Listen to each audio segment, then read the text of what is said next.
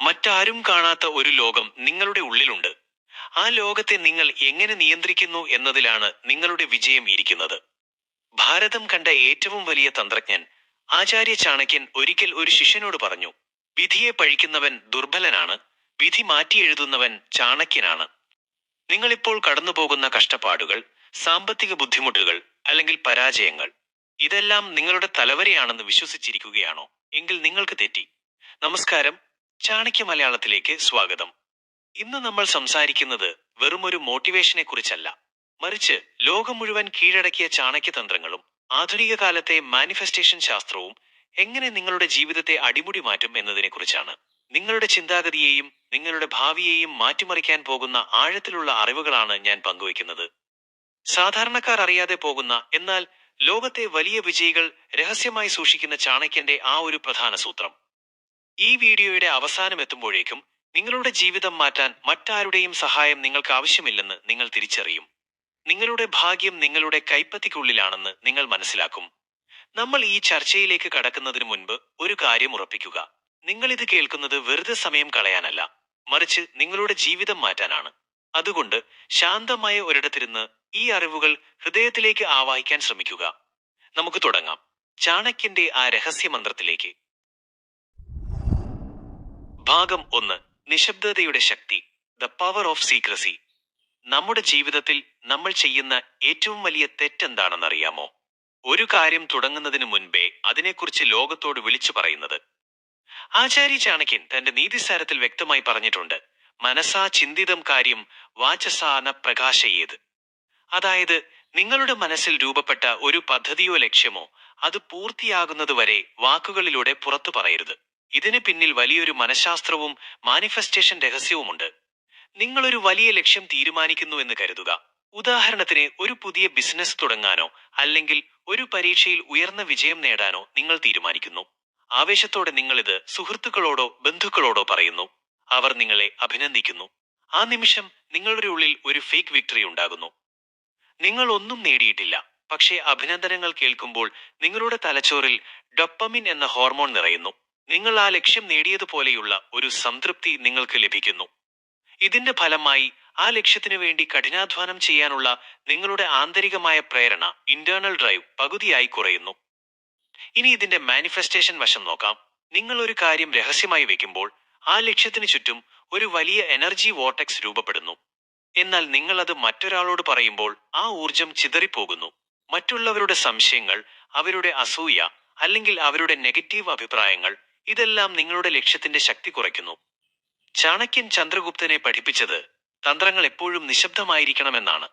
ശത്രു അറിയുന്നത് നിങ്ങളെ ആക്രമിക്കുമ്പോഴായിരിക്കണം, നിങ്ങൾ തയ്യാറെടുക്കുമ്പോഴല്ല. നിങ്ങളുടെ ജീവിതത്തിലും ഇത് ബാധകമാണ്.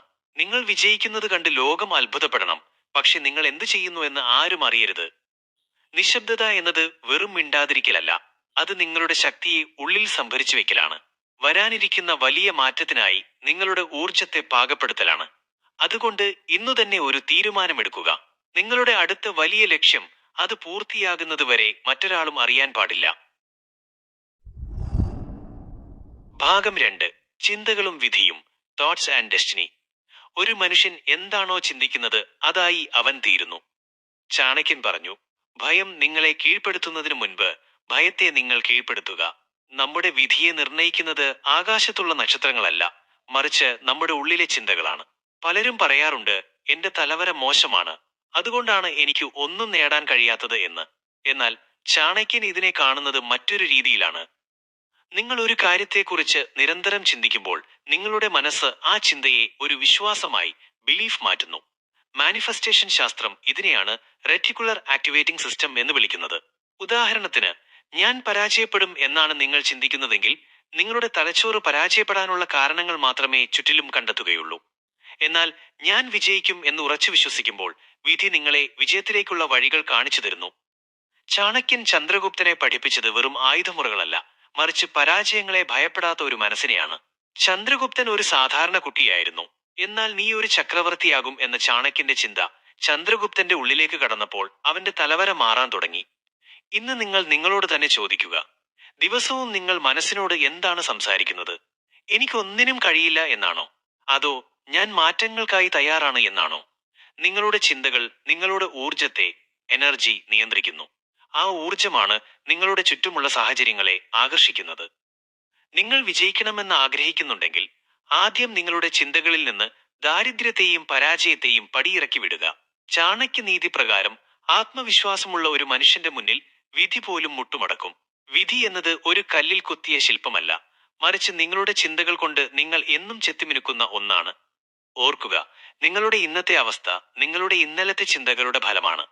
നിങ്ങളുടെ നാളത്തെ അവസ്ഥ ഇന്നത്തെ ചിന്തകളെ ആശ്രയിച്ചിരിക്കും. അതുകൊണ്ട് നിങ്ങളുടെ തലവര മാറ്റാൻ ആദ്യം നിങ്ങളുടെ ചിന്താഗതി മാറ്റുക. ഭാഗം 3. കർമ്മവും ആകർഷണ നിയമവും. Action versus law of attraction. പലരും മാനിഫെസ്റ്റേഷനെ തെറ്റായിട്ടാണ് മനസ്സിലാക്കിയിരിക്കുന്നത്. കണ്ണടച്ചിരുന്ന് സ്വപ്നം കണ്ടാൽ മാത്രം കാര്യങ്ങൾ കൈപ്പിടിയിൽ ഒതുങ്ങുമെന്ന് അവർ വിശ്വസിക്കുന്നു. എന്നാൽ ചാണക്യൻ ഇതിനെക്കുറിച്ച് എന്തു പറയുന്നു എന്ന് നോക്കാം.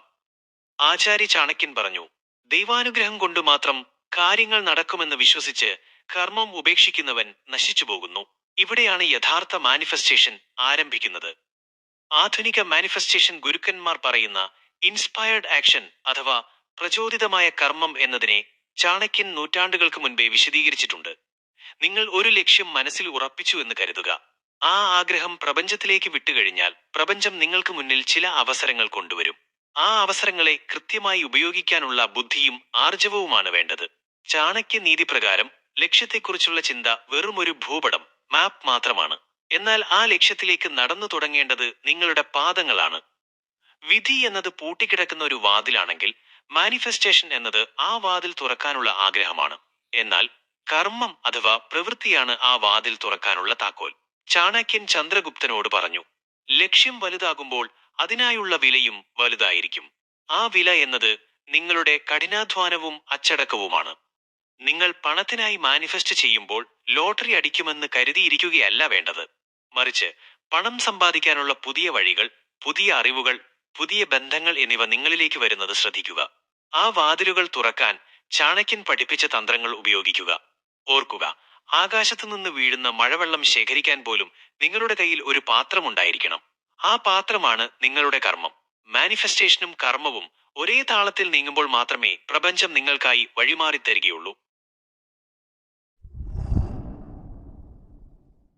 ഭാഗം 4. നെഗറ്റീവ് എനർജിയെ ഒഴിവാക്കുക. Eliminating negative energy. നിങ്ങൾ എത്രത്തോളം പോസിറ്റീവായി ചിന്തിച്ചാലും, നിങ്ങൾ എത്രത്തോളം വലിയ ലക്ഷ്യങ്ങൾ മാനിഫെസ്റ്റ് ചെയ്താലും, നിങ്ങളുടെ ചുറ്റുമുള്ള സാഹചര്യങ്ങളും മനുഷ്യരും നെഗറ്റീവ് ആണെങ്കിൽ നിങ്ങളുടെ വളർച്ച അവിടെ തടയപ്പെടും. ആചാര്യ ചാണക്യൻ പറഞ്ഞു, വിഷം നിറഞ്ഞ പാമ്പിനേക്കാളും ഭയപ്പെടേണ്ടത് ദുഷ്ടനായ സുഹൃത്തിനെയാണ്. എന്തുകൊണ്ടാണ് ചാണക്യൻ ഇങ്ങനെ പറഞ്ഞത്? പാമ്പ് കടിക്കുന്നത് നിങ്ങളുടെ ശരീരത്തെ മാത്രമാണ്. എന്നാൽ ഒരു നെഗറ്റീവ് മനുഷ്യൻ നശിപ്പിക്കുന്നത് നിങ്ങളുടെ ആത്മവിശ്വാസത്തെയും നിങ്ങളുടെ ഭാവിയെയുമാണ്.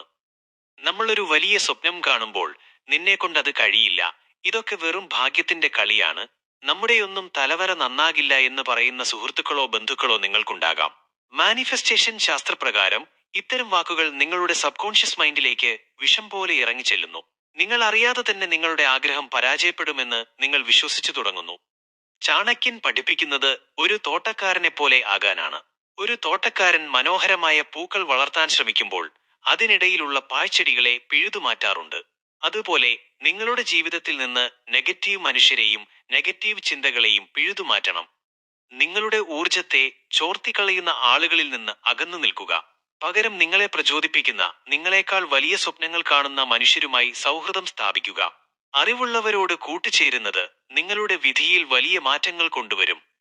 ചാണക്യനീതി പ്രകാരം നിങ്ങൾ ഒറ്റയ്ക്ക് നടക്കുന്നത് നിങ്ങളുടെ ലക്ഷ്യത്തിൽ നിന്ന് നിങ്ങളെ പിന്നോട്ട് വലിക്കുന്നവരോടൊപ്പം നടക്കുന്നതിനേക്കാൾ എത്രയോ മടങ്ങ് നല്ലതാണ്.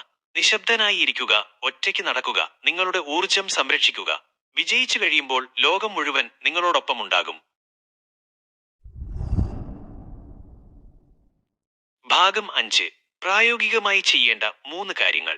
Practical steps to success. നമ്മൾ ഇതുവരെ ചാണക്യ തന്ത്രങ്ങളെക്കുറിച്ചും മാനിഫെസ്റ്റേഷനെക്കുറിച്ചും ഒരുപാട് കാര്യങ്ങൾ സംസാരിച്ചു. എന്നാൽ അറിവ് നേടുന്നതുകൊണ്ട് മാത്രം ജീവിതം മാറില്ല. അത് പ്രാവർത്തികമാക്കുമ്പോൾ മാത്രമാണ് മാറ്റങ്ങൾ സംഭവിക്കുന്നത്. നിങ്ങളുടെ തലവര മാറ്റാൻ ഇന്നു മുതൽ നിങ്ങൾ ചെയ്യേണ്ട 3 പ്രധാന കാര്യങ്ങൾ ഇവയാണ്. ഒന്നാമതായി, നിശബ്ദമായ പ്രവർത്തനം. ചാണക്യൻ പറഞ്ഞതുപോലെ നിങ്ങളുടെ അടുത്ത 21 ദിവസത്തെ പദ്ധതികൾ ആരോടും പങ്കുവെക്കാതിരിക്കുക. അത് പണം സമ്പാദിക്കാനുള്ള പ്ലാൻ ആകട്ടെ, അല്ലെങ്കിൽ പുതിയൊരു ശീലം തുടങ്ങുന്നതാകട്ടെ. ഈ 21 ദിവസം നിങ്ങളുടെ ഊർജം ഉള്ളിലേക്ക് മാത്രം കേന്ദ്രീകരിക്കുക. നിശബ്ദതയിൽ നിങ്ങളുടെ സ്വപ്നങ്ങൾ വളരട്ടെ.